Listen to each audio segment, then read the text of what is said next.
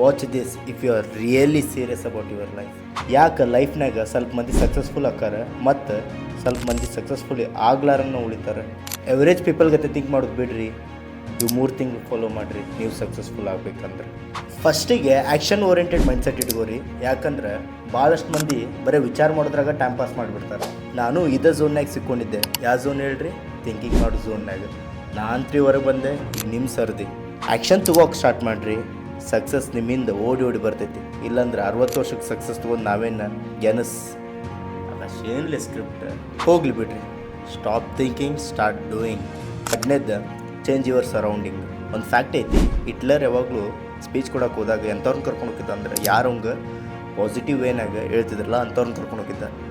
ಮತ್ತು ನೆಗೆಟಿವ್ ವೇನಾಗ ಹೇಳ್ದವ್ರಿಗಂತ್ರಿ ಗುಂಡು ಆರಿಸ್ಬಿಡ್ತಿದ್ದ ಅವನು. ಮತ್ತು ನಾ ಏನು ಹೇಳತ್ತಿಲ್ರಿ, ನಿಮಗೆ ಯಾರು ನೆಗೆಟಿವ್ ಮಾತಾಡ್ತಾರೋ ಅವ್ರು ಗುಂಡು ಆರ್ಸಕ್ಕೆ. ನಿಮಗೆ ಯಾರು ಒಳ್ಳೇದು ಬಯಸ್ತಾರಲ್ಲ ಅಂಥವ್ರನ್ನ ನಿಮ್ಮ ಜೀವನದ ಒಳಗೆ ಹಾಕೋರಿ. ಮತ್ತು ಯಾರು ಕೆಟ್ಟದ್ದು ಬಯಸ್ತಾರಲ್ಲ ಅಂಥವ್ರನ್ನ ಓಡಿಸ್ರಿ. Because surrounding matters a lot. ಮತ್ತು ನಾ ಅಂತ್ರಿ ಒಳ್ಳೇದು ಬಯಸಾತೀನಿ. ನಿಮಗೆ ಗೊತ್ತೈತಿ ನೀವೇನು ಮಾಡ್ಬೇಕಂದೀಗ. ಅಲ್ರಿ ಮರ್ತಾ ಬಿಟ್ರಿನ ಇನ್ನೂ 3ನೇ ಪಾಯಿಂಟ್ ನಾ ಹೇಳೇ ಇಲ್ಲ. ಕಮೆಂಟ್ ಬಾಕ್ಸ್ನಾಗ 3ನೇ ಪಾಯಿಂಟ್ ಪಿನ್ ಮಾಡೀನಿ. ನಿಮ್ಮ ಅನಿಸಿಕೆ ತಿಳಿಸ್ರಿ ಎಸ್ ಆರ್ ನೋ ಮೂಲಕ. Thank you so much.